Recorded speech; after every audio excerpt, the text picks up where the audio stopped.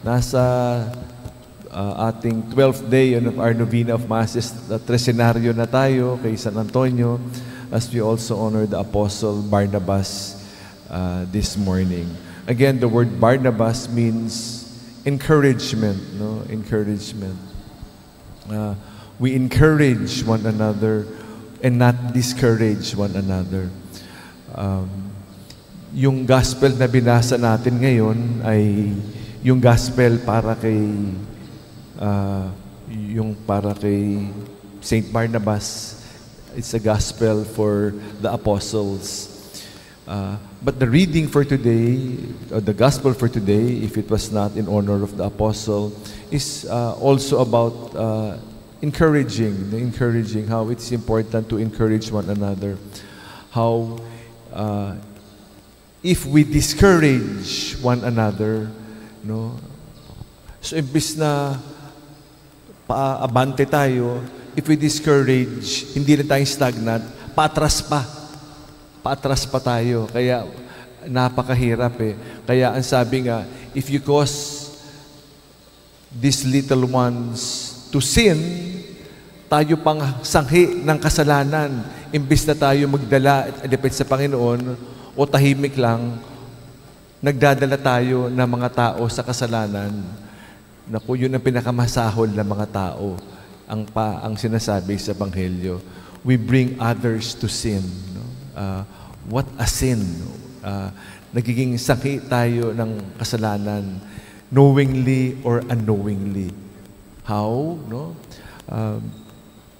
We are asked to spread the good news, no? And share the good news of the Lord. But instead of doing so, we do the opposite. Meron akong there is a famous basketball player, no? His name is Steph Curry. Kilala niyo ba si Steph Curry? Di ba? He's very popular, no? Not as popular perhaps of Michael Jordan, but he is brilliant. There is a story, yung nanay niya pumunta sa isang dealer ng mamahaling kotse. Hindi ko na sasabihin anong brand, no? Pumunta siya doon. She's half American, I think, and half Puerto Rican, no? The mother, no? Then pumunta siya doon, hindi siya pinansin, ano, ng mga salesman, no, at saleswomen, hindi siya pinansin. So, siyempre, masama yung loob niya, no, at umuwi siya. Kinuwento niya sa kanyang anak, "Anak, hindi tayo binentahan ng coaching ito, no? Kasi, di ba?" Ang ginawa ni Steph, nagpadala siya pa ng maraming tao at dinocument niya. Ganyan rin ang trato sa mga tao na mukhang hindi karapat-rapat magkaroon ng ganyong klaseng brand na sasakyan, ano? So, dinocument niya, no? At isang araw, pinakita niya yung mga documentation kung paano tinatrato yung mga tao at binabaliwala. Parang hindi tao ang trato. Parang hindi tao. At dahil doon, pinakita niya at kinumplay niya. Muntik na ako madulas sabihin yung pangalan. Kinumplay niya doon sa car dealer na yan, ano? High-end, no? High-end, no? At sabi niya, simula noon, lahat ng taong pumasok sa tindahan na yan, ang trato ay makatao. Di ba? Kung pinabayaan lang ni Steph Curry yan, kung pinabayaan lang ng nanay, it is called the sin of omission. Okay lang, papabayaan ko na lang yan. Okay lang, di ba? Hayaan ko na lang. It's sin of omission eh. Pag hindi ko gawin, yung dapat kong gawin, paano naman yung iba? Di ba? Sa simula yung nagbago. Ito nangyari sa akin naman. No, ito naman nangyari sa akin. Pumunta ako sa doktor, ako'y na sinabi, meron kang pancreatic cancer. Naku, parang bumagsak yung langit. No? Parang akong natabunan. Ano? Sabi niya, may sakit ka. No? Cancer. Tapos, nag-PET scan ako ngayon. Nakita ko yung doktor. Sabi sa akin, may pancreatic cancer ka. So, siyempre, para kang, hindi ko na sinabi sa pamilya ko, di ba? Hindi ko na kinuwento kasi kawawa naman, di ba? Eh, may colon cancer na nga ako, may pancreatic cancer pa, di ba? So, sabi ko, di bale. Eh, lumabas, after 1 or 2 days, lumabas na yung resulta. At sabi ganyan, wala kang pancreatic cancer.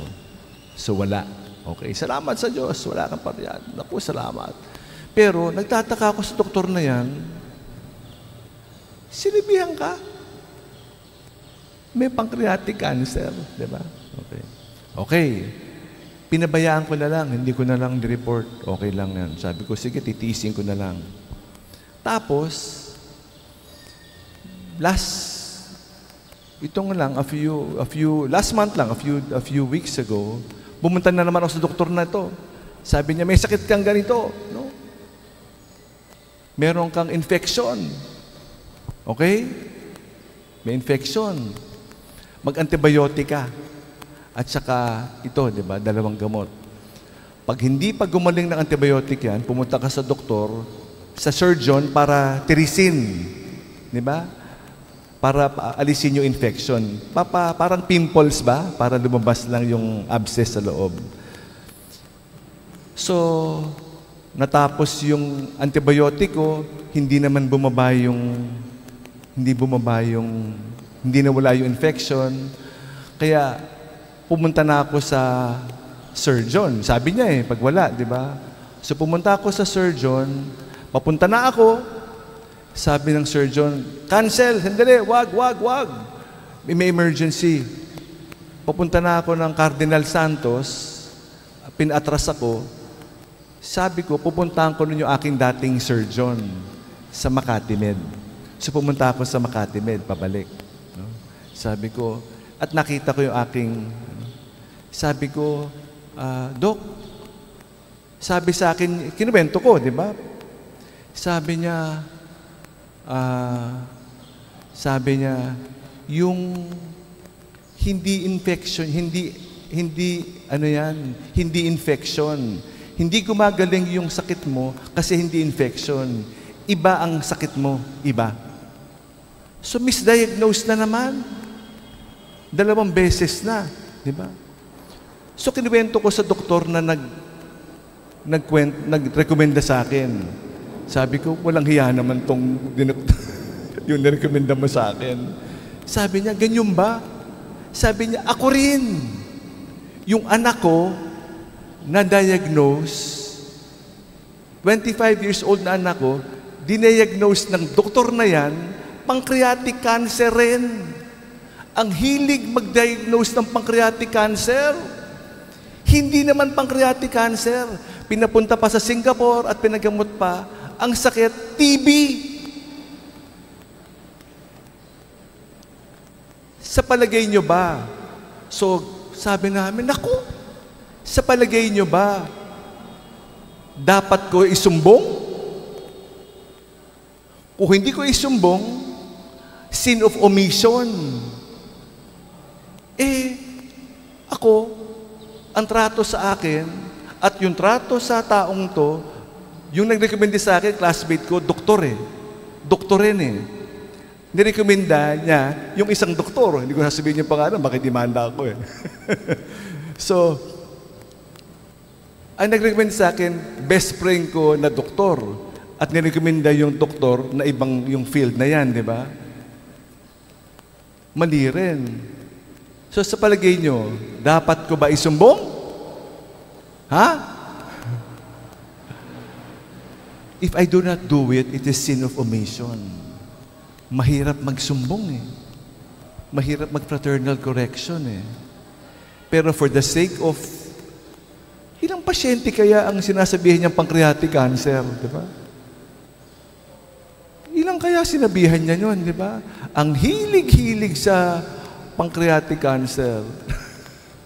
Anyway, so we be careful with words. May cancer ka!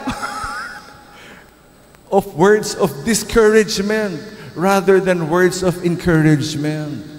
Be careful. Baseless yung ating mga pag-uusga minsan which will discourage. Please, Be careful with our actions, with our words. Nakakapatay. Baka sa sama ng loob, namatay ka sa, may cancer ka. Baka mamatay ka sa sama ng balita, hindi sa sakit ng cancer. No? So be careful, be careful. No? We encourage one another. We thank Saint Barnabas, whose feast we celebrate today, the son of encouragement. Alleluia. Amen.